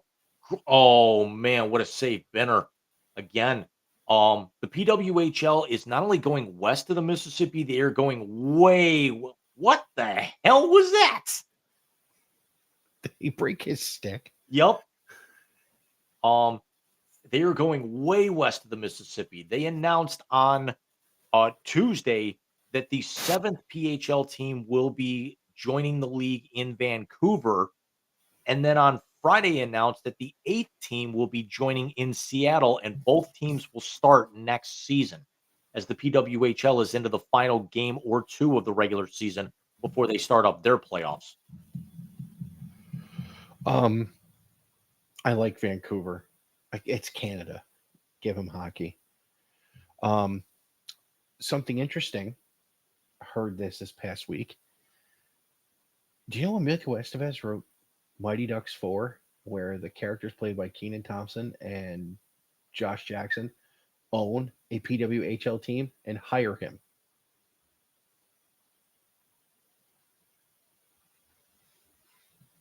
And he brings his roller derby squad. Interesting. And they're going to start filming Young Guns 3 very soon. I never saw the first 2. Dude, so good. But Jessica Campbell will not be leaving the Seattle Kraken bench. Even though they fired their coach, she actually was retained as an assistant for whoever the new boss is going to be after next season. Let's actually see. I don't think Seattle's going to kind of take a chance, or I mean, granted, whomever would have a job opening, she would probably be the first in line to be able to get that head coaching gig in the PWHL for the 2026-27 season. As hopefully the Kraken can rebound a little bit next season. There's nowhere to go but up for them. But the teams have already kind of come out with their color schemes, but I'm wondering if it's going to be something with such the short notice because their season will start in October or November. That how remember last season before every team had their identities that they just actually kind of had like starter like placeholder logos or jerseys or something like that. I'm wondering if they might do the same thing with them and then have their identity after the season. Um, I was actually a little surprised, but I think it made a lot more sense for them to do the expansion this far west, where you can drag the season out a little bit more with the travel and everything, as opposed to your cliche of Chicago, Detroit, Pittsburgh, Calgary. Because you've got your 3 mainstay eastern cities in Canada with your Edmonton, Ottawa, and Toronto. You're not going to put a second team in Toronto. You're definitely going to expand this league out, past a dozen before you even think about putting a second team in New York or a second team in Toronto or anything like that. I like the moves. I really do. I'm hoping for maybe a PWHL Cleveland in the next 5 years because we're getting the WNBA here in the next 3 years, and that's expected to be announced, hopefully officially by the All-Star break of this WNBA season because they Which don't want is to here, announce it that far out. yeah, which is here very soon. this season. Yeah, I think it's great. I love that they have the PWHL. I actually watch more women's hockey than I do men's. And also So because the games are all streamed on YouTube anyway. yeah, and it's not even that. It's I just between the WNBA and PWHL, I'll actually once I see some broadcasting information, I'll watch um, every now and again. But it's not about the it's not about the flash with them. They're playing the game. Yeah, because fighting's certainly not allowed. If you fight in the PWHL, it's not just a 5-minute penalty, it's a game misconduct. You're gone. Really? Yeah. Um, it's the fundamentals with them. And I'm sorry, I just remembered her name. Renata Fost for uh Toronto. Man, is she hot, the Toronto Scepters. Sorry, I had to. But um Shocker. but I mean, they've got some really good talent, and especially with all the women's programs within the US, and then in Canada, it just makes sense. And now you're gonna start seeing the league expand to where you're giving a bigger platform for women in the Czech, the Swedish, and potentially the Japanese leagues to come over and play in North America, much like you do with the men. Except with the men, it's the KHL in Russia, it's Sweden, it's the Czech Republic. Yeah, it's definitely something that's going to be it's going to be very interesting to see how much they grow this thing in the next couple of years. Um, I think the WNBA their expansion is going to go pretty seamlessly. Although I don't know Especially if you this saw this especially this year with Toronto and well, Golden State coming in this year. I can't remember if Toronto comes in this year or if it's next next. year. Okay. Next year, of course, I don't know if you saw it, but Golden State waived their number one pick. Already? Yep, Wow. the player from Maryland, number 17 overall. That's got to be a disciplinary thing. Why would you draft her at 17 if you were going to just get rid of her? That's a second round thing to do. Yeah, according to I'm seeing Yahoo and Mercury News, Sports Illustrated, uh Cheyenne Sellers. Does they have any idea why? Not so far. I mean, and she was also the second round pick, 17th overall in the draft. She was that stud from Maryland. Mm-hmm. Oh, that's right. That 12 is the end of the first round in the WNBA. Sorry, I automatically 17. I'm thinking first round.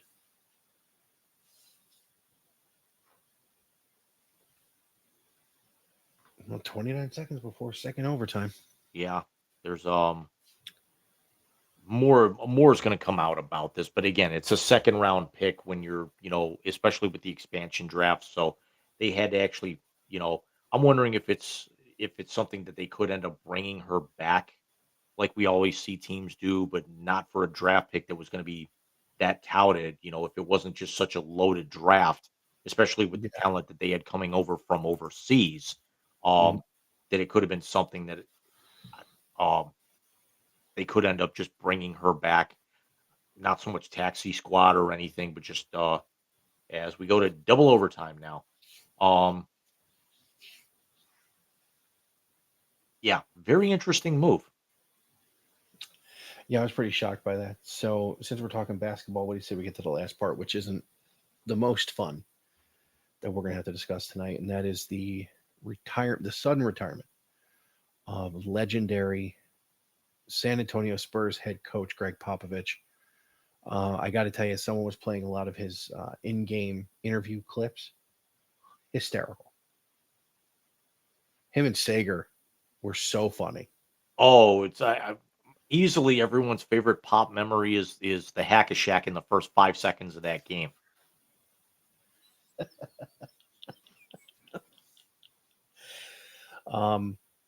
But Pop's health had been declining for a couple years. But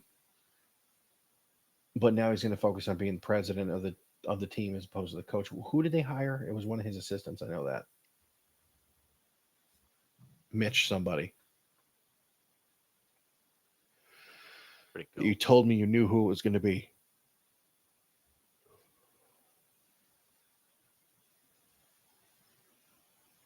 Come on. Mitch Johnson.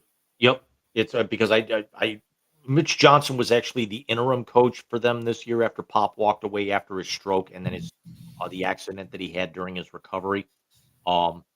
I didn't think it was going to be Brett Brown. I actually thought that they had a little more confidence in Johnson than they did Brett Brown. But Brett Brown's a very, very capable um, top assistant at that point. And it was honestly the right thing to do. It's we all knew that Pop was going to probably end up walking away. It was basically the world's worst kept secret, but you still never like to see it happen. No, you don't. You don't. At least that he never actually got the chance to walk away the way that he wanted to. Yeah. Well, they won their last title in 07, right? No, 13. 14. The 13 I want to say 14 it was season. 14. Yeah, it was a 13-14 season. That was the final. That was the second year of the back-to-back against Miami in the finals. Top 5 for him in the NBA in the coaching ranks, Jim? I'd say you could make a legit argument because he's the all-time regular season wins leader. And I want to say he's maybe top 5 in playoffs. I got to put him maybe top 3. I mean, certainly you put Red and you put Phil up there. I mean, it's very, very hard push because of the fact that he's got 5 titles. He's got the Red, all-time Phil. wins record. Red, Phil, Pop, Lenny Wilkins. Who's 5? Oh, I can't think. I can never remember his name, but he was the coach of the Lakers back during their original dynasty in the 60s. Oh, It wasn't Frank Lanier. Might have been.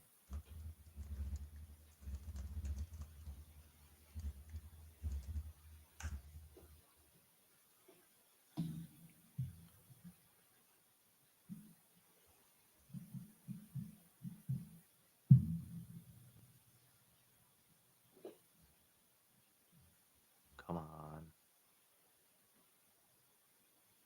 No, not Fred Campbell. John Kuhnla. Okay. So listen, I'm sad to see him go. I understand why he's going, but we're at 148. I'd say it's time for band practice.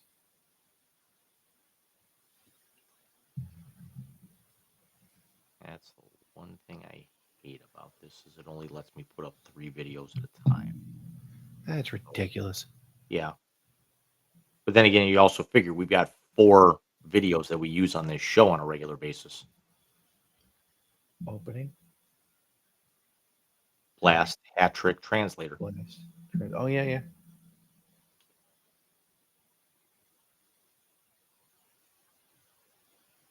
Biss, that mustache is terrible. Looks like fucking Borat.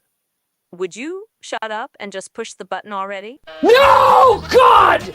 No, God, please, no! No! No! No! It's the YZ Translator on the Wise Guys Sports Show. I'm forever unclean!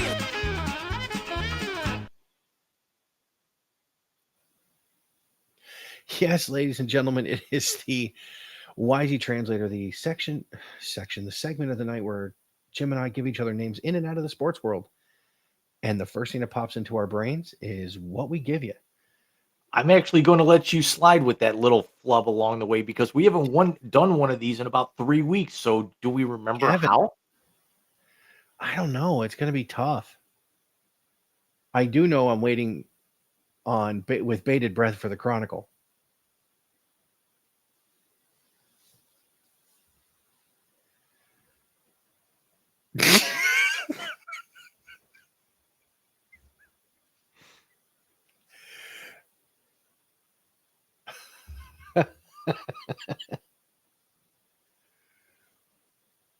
We're looking at now.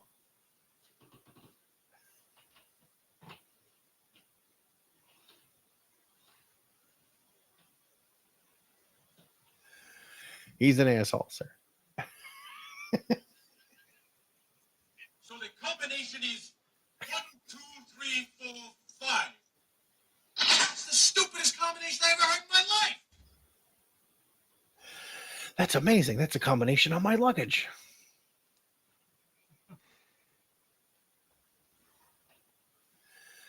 It is terrible that we can do these things. Or good. One of the two. Did you happen to see the video that Cody Rhodes did with Chris Van Vliet? No. Where he talked about, you're going to do this on the air. I'm not going to play it on the air, but I'm going to find this video very quick. It's like one of those 30-second YouTube shorts. Okay.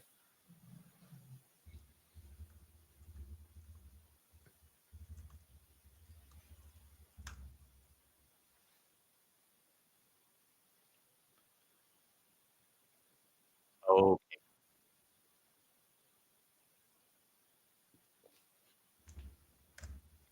Please watch that, and then please give me your live reaction.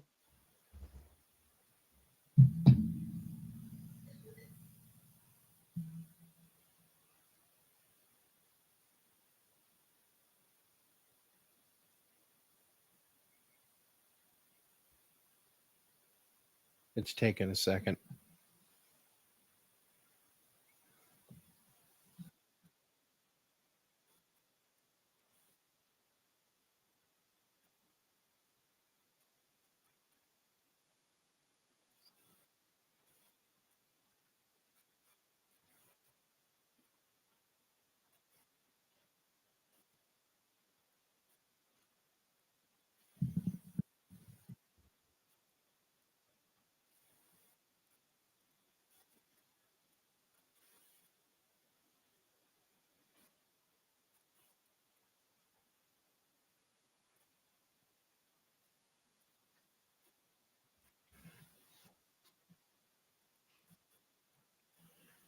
He's not wrong.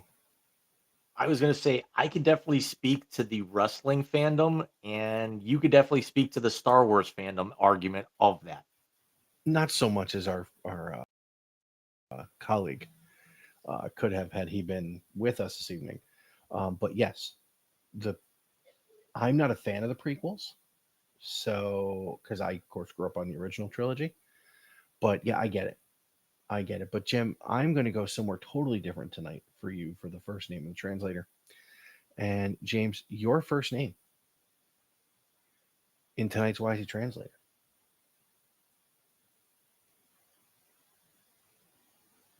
is Mason Graham.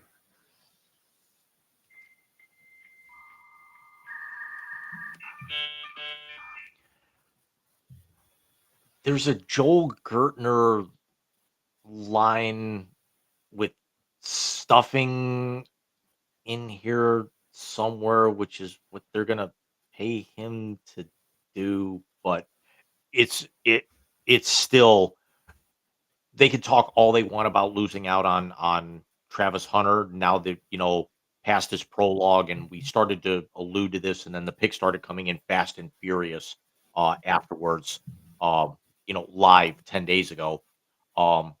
But it's arguably one of the smarter moves that they've made on paper. Let's see how it translates, but this could be Andrew Barry working his magic again. They needed a need. Travis Hunter was the flashy pick. he was the shiny toy, but in actuality, that shiny toy is going to break a lot faster than the very, very high quality, durable secondary object that you need, but you might not have originally had planned for. Yeah. No, and agreed. And we even said when they got to Mason Graham in the first round, we're like, well, it's a hell of a And pick. still going back, I was We 6 got for 6 in that first, even though the teams were all out of whack. I can't believe I still got the first 6 right. I Because can believe it. You did a realistically, lot if of you work on thought this. about it, after the first 2, it was all up in the air. It really was. Who you got for me, Mike, bud? we're gonna keep with the theme of the translator and the evening, as again, the show is titled for copyright purposes, May the Forks Be With You. Um, your first name in the YZ translator tonight, I'm gonna piggyback off of uh one Mr. Runnels that we just saw a moment ago. Your first name, and I would like to get your honest thoughts, even though I have no idea and I have never watched them. Anakin Skywalker.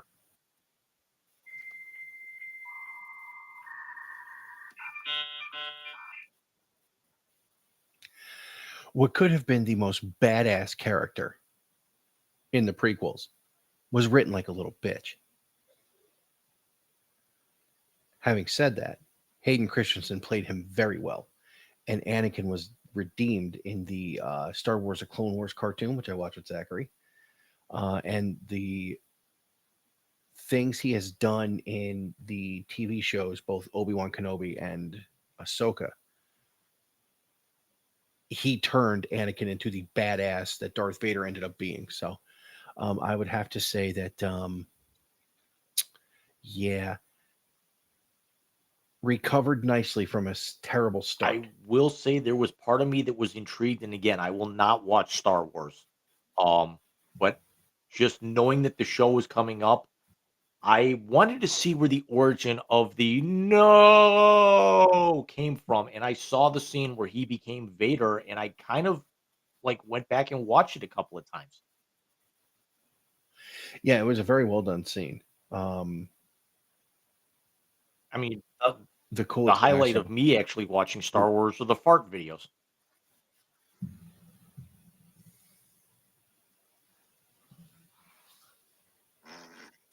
I wanted an Ewok for a pet.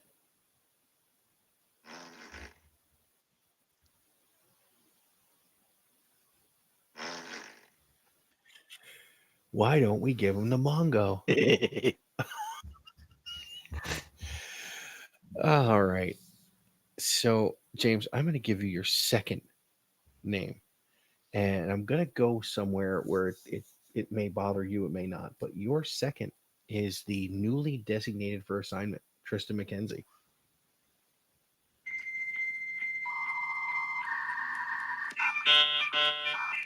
Long overdue. I get that he's still in his mid to late 20s. He's through.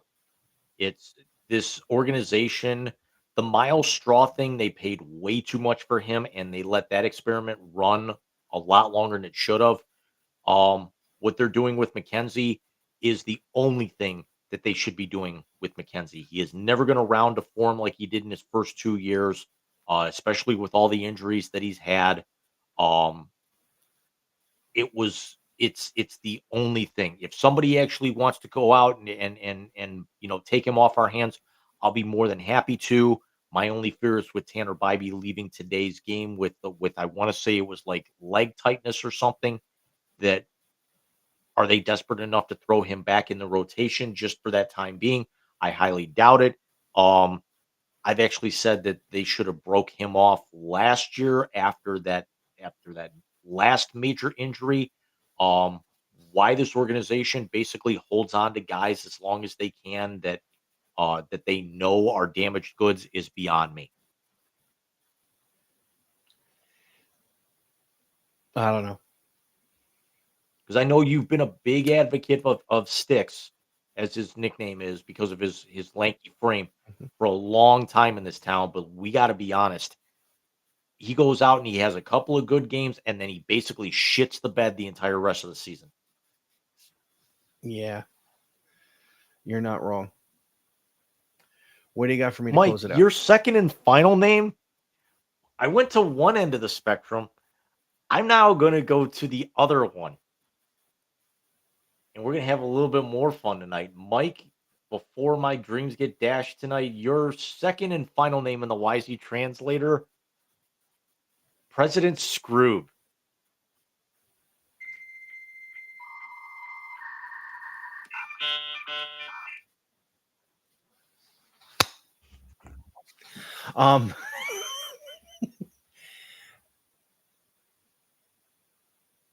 Foreshadowing.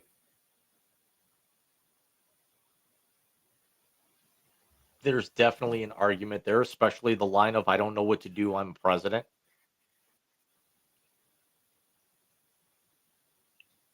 Or the scene when he comes running in. I had to run. If I walked, the movie'd be over. Spaceballs? Oh, shit. There goes the planet. There was one more I was actually going to give you. It's not going to be an official one, and I won't cut this when I cut the translator, but a bonus name, Mike, will be Colonel Sanders. Chicken. Raising Cane's is still open. Dude, I'm going up to take care of the kid to go to bed. Me too. I'm going to watch. Assuming this game ever ends, if this game actually ends up, starting at 7 and going until like midnight, 1 o'clock, I'm going to kill somebody. Thank God I'm in Georgia.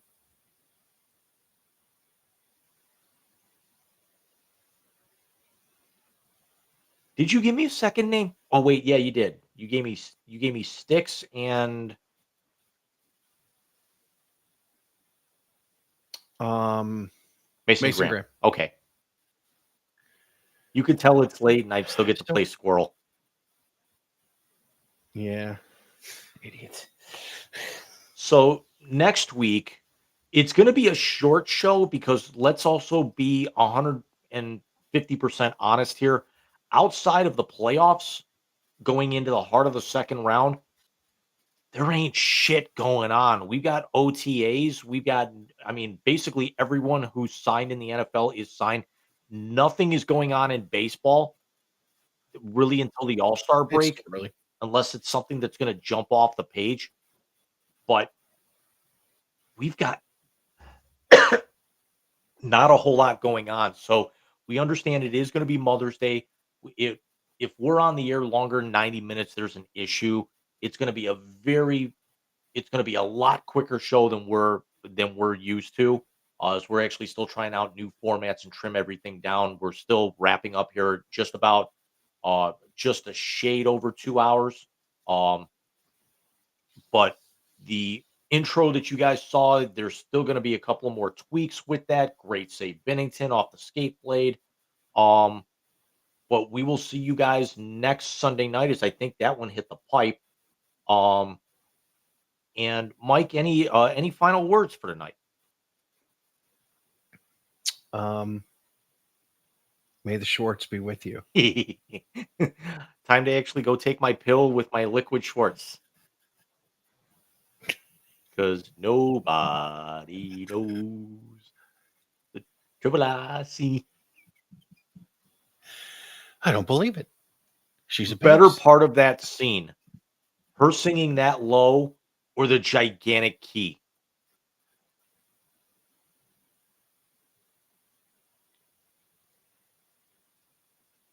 Marshawn. I'm here so I won't get fined.